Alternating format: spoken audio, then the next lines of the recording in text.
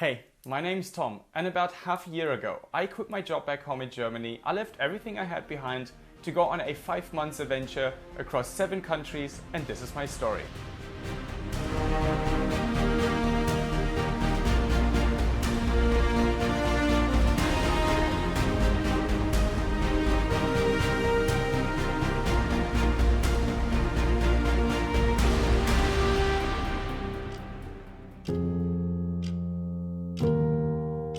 In the previous episode, I made my way to the rugged and untouched west coast of New Zealand. Honestly, coming over from Queenstown to the west coast felt like setting foot into real-life Jurassic Park.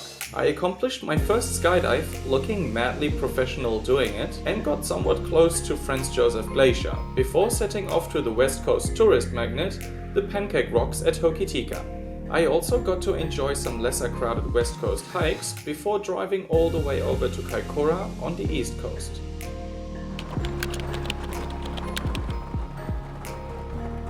So I have changed coasts. I went all the way from the west coast, where just when I left it turned out to be super sunny. I went all the way to the east coast, drove to Kaikoura yesterday, about 5 hours, and it seems I'm so good in following bad weather right now.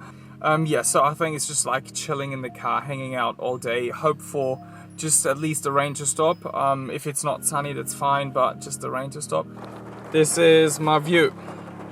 Out of the window, there's a great beach down there that you can enjoy whale watching and dolphin watching, but not today because you can't really see far and there's nothing going on. So that's all I can do today. So just eat muesli bars and a tremendous amount of potato chips. So that's the glamorous life of being a half digital nomad in New Zealand that doesn't earn enough money with his digital work to afford a proper Airbnb. After spending the entire day in my van, the weather slowly started to improve in the evening, and I had hope for the next day. And I was not to be disappointed.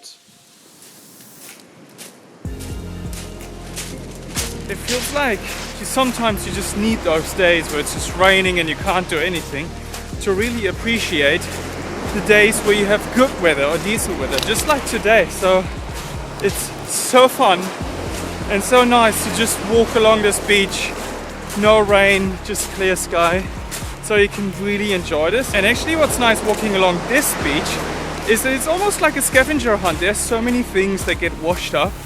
As pretty much everything in Kaikoura is insanely expensive and it wasn't yet whale watch season, I spent the next day exploring the area on foot. Whilst I had expected to see seals, the llamas on my way were an interesting change.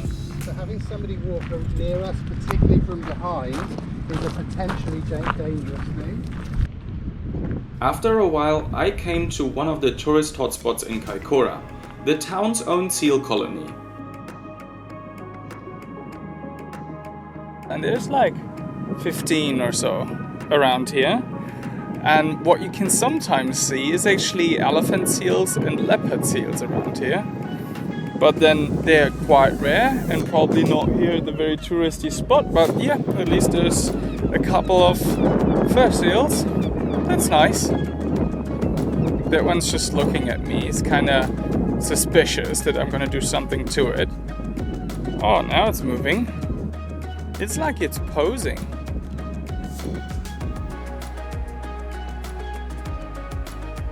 As I expected, the sight of sleeping seals became a bit monotonous after a while, so I continued around the small peninsula of Kaikoura.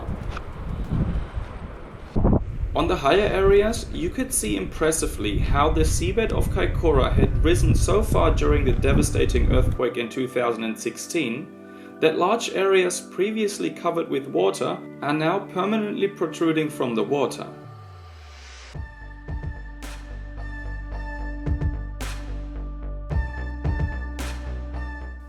The next day I travelled on to Blenheim.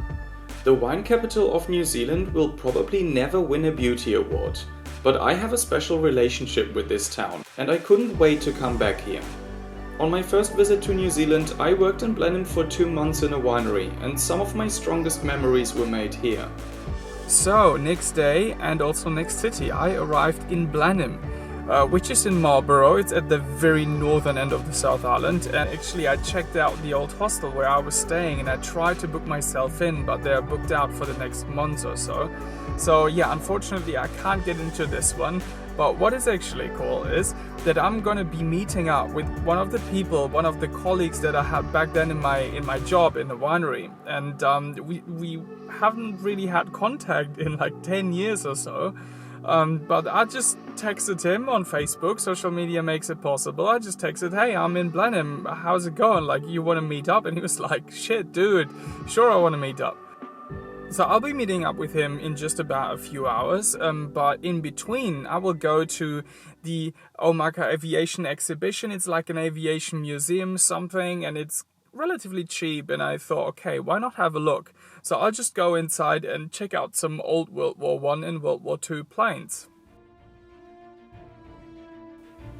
To be honest, as everything is so expensive in New Zealand, I didn't expect much of the Omaka Aviation Heritage Centre, as the entry fee was only around $10. But boy, was I wrong. The exhibition was incredibly well curated. Aeroplanes, people, vehicles, everything had been staged in such great detail. It was only afterwards that I learned why the exhibition was so surprisingly good. The Heritage Centre worked with the Veta workshop for this exhibition. Probably one of the best manufacturers of costumes and film sets in the world, who were already responsible for props for films such as Lord of the Rings, King Kong and War of the Worlds.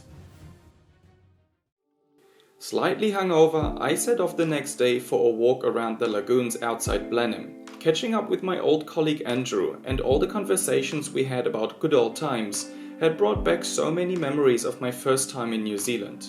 Memories of that feeling of unbridled happiness that I had expected to return as soon as I was back in New Zealand, but which had failed to materialize over the past few weeks. But this one evening had brought a lot of it back, and now being able to remember so many things that I had forgotten over the past 10 years made me genuinely happy. This is why they call it the shipwreck loop track, because there's a shipwreck here. This is the SS Waverley. And it was a steamship, a steam cargo ship in the late 1900s, early 2000s. And at some point, it was towed, or it should be maneuvered to a different place here in Blenheim, and then it got stuck, and they just left it. And this is how it looks today. Just a very rusty hull, and not much more, but interesting sight though.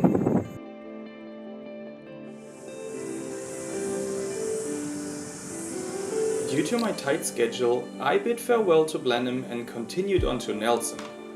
Nelson is often referred as the Florida of New Zealand, and you can definitely feel that vibe. Although I spent 2 days in Nelson, I wasn't really in the mood to film too much. Among other things, I visited the so-called Centre of New Zealand that is located in Nelson and had been considered as the actual centre point for many decades.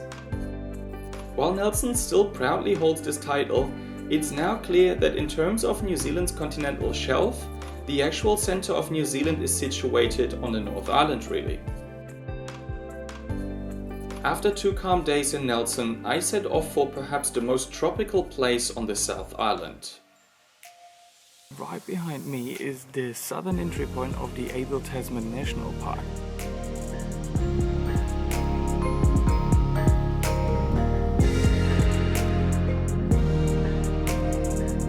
It discharges 14,000 cubic meters a second of fresh water, and that makes it the biggest drinking water spring in New Zealand.